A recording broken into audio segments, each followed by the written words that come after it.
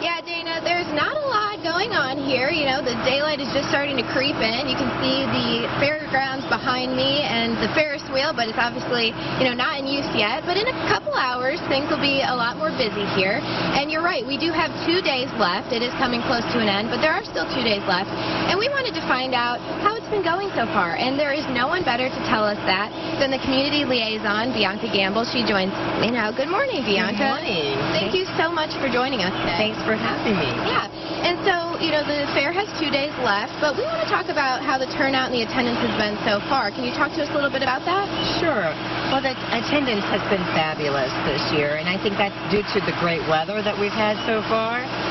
We had a little threatening storm, I think it was on Wednesday, that created a little bit of a problem for our Tuesday movie night, but we just relocated it, and it went off without a hitch. So the fabulous weather creates a great fair, so it's going very well. Great, glad to hear it. And, there have been some changes that have come to the fair this year. Can you talk about what sets this fair apart and some of those new changes? I think what we have the new change primarily that's probably most visible to everyone is our change in our logo. And then we have had new events like the Tuesday movie night. This evening we'll have the horse and tractor pull. That's a new event. And, we've always had the demolition derby that brings a big crowd in. But there's subtle changes. There's been some structural changes with barns and bathrooms and even the trash pickup's been a new change. But all of that is for the good, and it helps the fair go more streamlined. And it sometimes meets with resistance, but when people get used to it, and it will happen next year, it'll all be with open arms, and it'll just become commonplace. So it's going very, very well.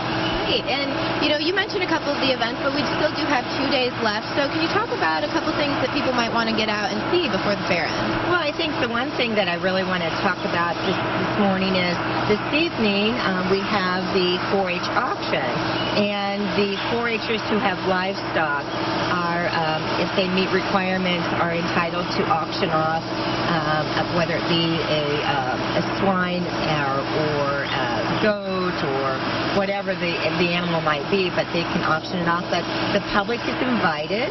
There's a dinner starting at 5 beforehand. The auction starts about 6:30, and you get a bid number, and you can go home with not a live animal, but you can send it to buy it at auction and then send it to process, and you can use it for a pig roast or barbecue or anything like that. So, and that money goes back to the 4-Her, and maybe for scholarship or something like that. So that goes for a good cause. So tomorrow it really wraps up the final day for the 4-Hers. We have a parade at 3 o'clock, and every club will come down the main concourse here with a float, and that's judged too. And then we have achievement night wrapping up where the awards will be given out at 6 o'clock tomorrow evening. Great. Well, yeah, sounds like there's a lot to do. Thank you so much for joining us. Thanks for having me. Yeah, and I'll send it back to you in the studio, Dana. All right. Thank you so much, Nicole.